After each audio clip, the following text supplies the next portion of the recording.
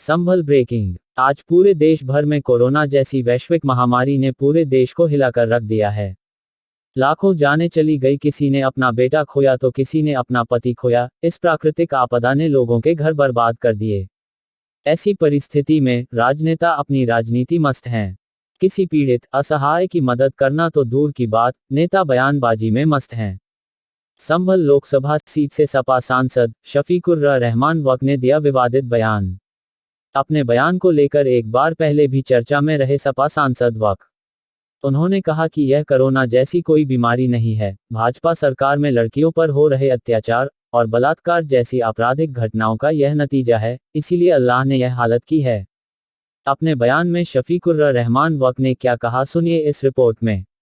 वहीं सपा सांसद के बयान पर पलटवार करते हुए भाजपा के विधान परिषद सदस्य एमएलसी डॉक्टर हरि सिंह ढिल्लन ने कहा कि ऐसी स्थिति में हमें एक दूसरे की मदद करनी चाहिए, न कि किसी पर टिप्पणी करनी चाहिए। सपा सांसद के बयान पर भाजपा के एमएलसी डॉक्टर हरि सिंह ढिल्लन ने क्या कहा, सुनिए इस रिपोर्ट में।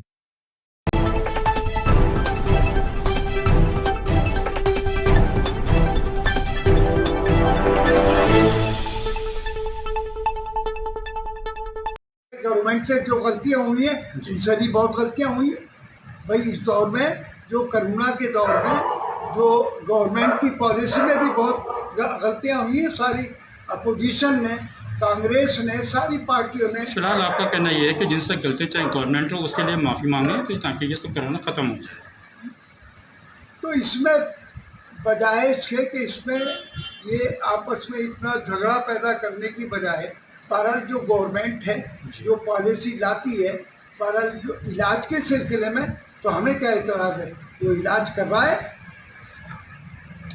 इसका कोई इलाज है, हो सकता है तो इलाज करवाए हमें, या वैक्सीन ऊपर टेस्टेड है तो लगवाए। जैसा कि बीजेपी गवर्नमेंट लगातार प्रयास कर रही है, वैक्सीन लगा रही है, लोगों को जागरूक कर रही है, इलाज भी करा रही है, हम कब मना कर रहे हैं कि इसके बीच में हमने किससे कहा? लेकिन ये बयान आना कि इसके लिए सिर्फ बीजेपी जिम्मेदार है क्योंकि सर से छेड़छाड़ की है उसने, तो ये बयान से आप थोड़ा सा सहमत? देखिए, बीजेपी तो न मालूम कितनी बातें मॉब लिंचिंग करा रही है। बीजेपी लड़कियों के साथ पकड़ के मतलब बलात्कार करा रही है। कुछ जगह जगह जातियाँ और जुल्म हो रहे हैं, तो ये क्या ये इसको गलती नहीं मानेंगे? ऐसे ही और चीज़ों में भी गवर्नमेंट की पॉलिसी में बहुत गलतियां हुई हैं और होती हैं सबसे, किससे ना होती गलती। अब मौजूदा गवर्नमेंट है तो उसी से कहा जाएगा, उसी की गलती उछाली जाएंगी, उन्हीं की कमियों को बताया जाएगा। अरे जब तुम और ना करोगे तो हम तो कहेंगे ही, हम तो इल्ज़ाम लगाएंगे कि भाई तुम्हारी वजह से सब कुछ, ये हज़ारों आदमी ऑक्सीजन की कमी की वजह से मर गया, कितने लोग बेचारे तरस के मर गए कि उनको ऑक्सीजन नहीं मिल पाई, तो ये हमारी कमी ना है कि सारे मुसलमान एक जगह नमाज पढ़ कर दुआ कर सकें। क्योंकि मैंने इसलिए कही थी, जहाँ तक इस कोरोना का ताल्लुक है, कोरोना वायरस का ताल्लुक है, ये कोई अगर बीमारी होती तो इसकी सारी दुनिया में इसका कोई इलाज होता, लेकिन इसका कोई इलाज तो अभी हो ही नहीं रहा। तो मैं इसको ये कहता हूँ कि ये बीमारी नहीं बल्कि अज़ाब इलाही है, हमसे गलतियाँ हुई हैं, खताएँ हुई हैं, तो बहरहाल हम उनकी एक जगह अल्लाह के दरबार में बैठकर हिंदू भाई अपने या जो भी जिस मज़हब का है अपनी इबादतगाह में बैठकर सब दुआएं मिलकर करें और अल्लाह ताला के हमारी गलतियों को माफ़ कर दे और हम ये जो हमारे ये इस अज़ाब से हमें वो दे दे, छुट्टी दे दे। लेकिन इस पर सारी गवर्नमेंट बोलने लगी और कहने लगी कि आप तो ये बयान देकर भड़का रहे हैं। मैं क्यों भड़काता? मैं तो इस सच्ची बात कह रहा हूँ।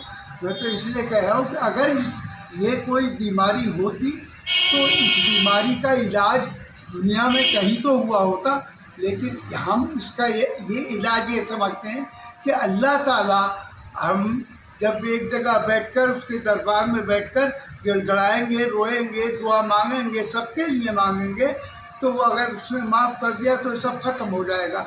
इसलिए मैंने कहा था जो संभल लोकसभा से जो डॉक्टर वर्क हैं सभी को उन्होंने कल एक अपना ट्वीट करके एक वो जारी किया है कि कहीं भी कोरोना नहीं है, मस्जिद और मंदिर में नमाज पढ़ने से कोरोना खत्म हो जाएगा। क्या कहेंगे सर इस विषय में आप? बड़ा दुर्भाग्य है देश का, ऐसे सांसद